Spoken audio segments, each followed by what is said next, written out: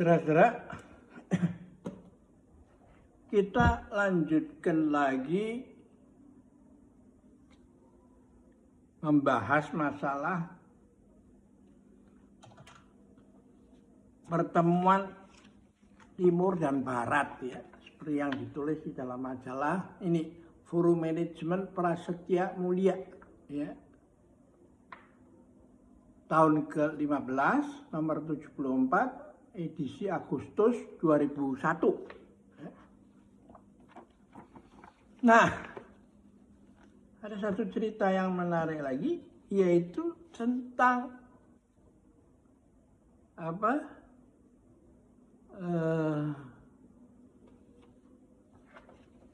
bagaimana yang terkenal ini, ya, yaitu membahas tentang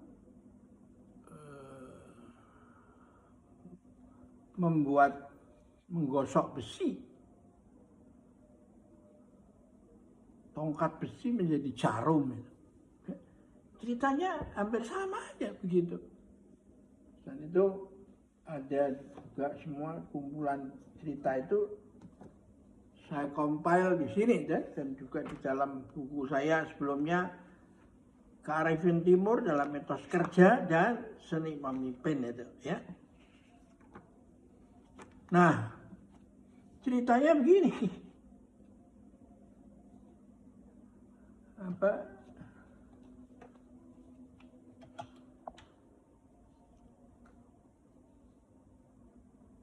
Konon ketika Mencius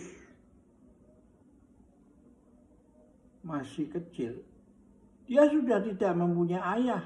Ibunya berusaha keras mencari nafkah, ya,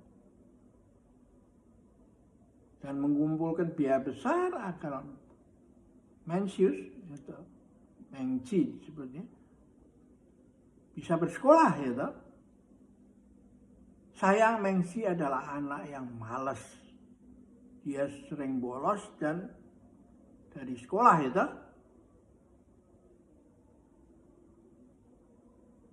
Dia menganggap sekolah hanya membuang waktu saja.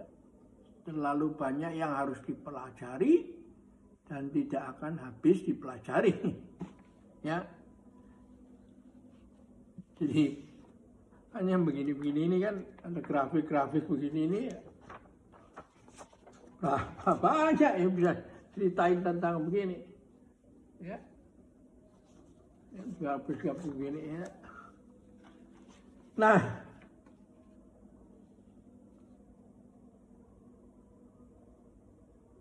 pada suatu hari Mencius bolos dari sekolah.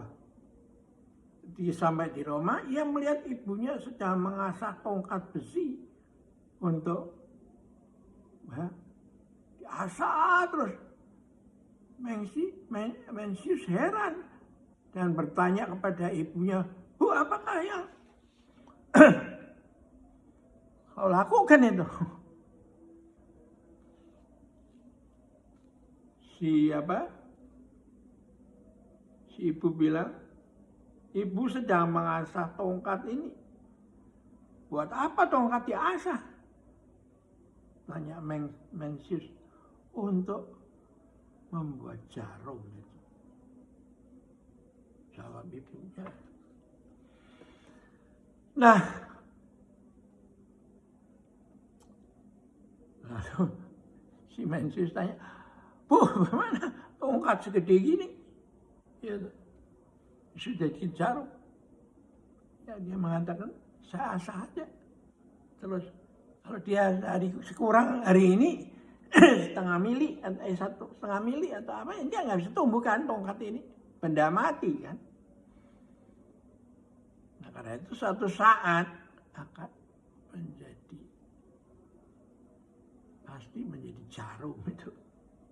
Nah, sebenarnya Mencius ini kan penerus dari Konfusius. Nah, ternyata Mencius itu bisa mempertemukan antara Konfusius dengan Lao Tzu itu. Lao Tzu kan mengatakan perjalanan ribuan li mulai dengan langkah pertama. Ini sampai sini nih, ya tak? Jadi yang dikatakan kalau dikerjakan terus-menerus, maka suatu saat itu akan terjadi. Nah, ini ada kaitannya dengan konsep bahwa kerician nanti jadi gerojokan di dalam budaya Jawa nih ya. Nah, kan luar biasa ini. Ya. Nah, dikembangkan kemudian cerita-cerita seperti ini. Ya.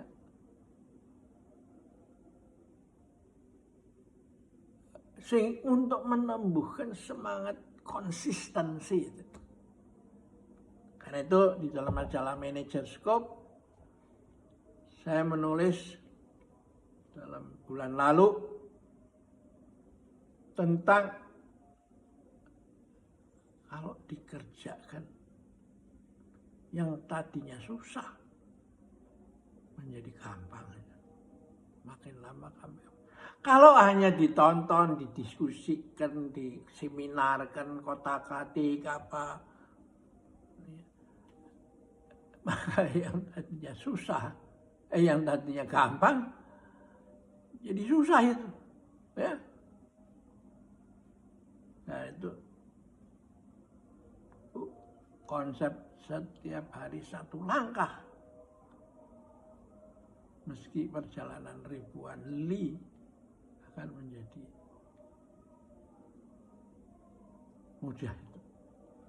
Nah, kalau saya melihat pejabat-pejabat kita sekarang yang sudah lagi kegandrungan mencari staf dibantu oleh orang-orang muda dengan lulusan dari barat yang bisa menyajikan masalah itu dalam bentuk angka-angka, ya toh, grafik sama sini, ya toh.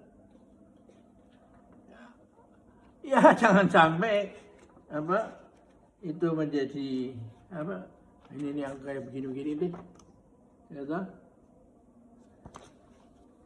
Jangan sampai keenakan itu merasa sudah memahami itu, ya toh. Karena akhirnya dia akan keceleh. Wah, kalau you nggak kerjain, nggak akan bisa menyelesaikan tugas ini. Jadi you mau jadi grade S2, S1, S2, S3, akhirnya kalau kamu mau sampai kepada post doktorat,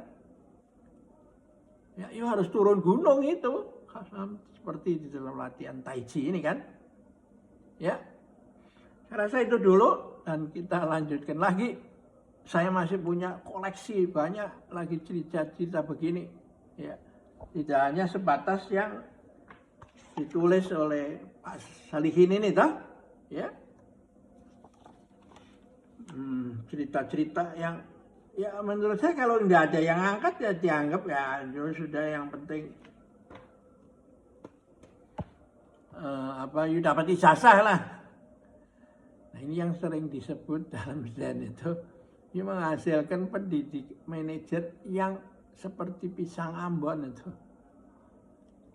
di luarnya kuning, di dalamnya putih gitu. Ya. Oke.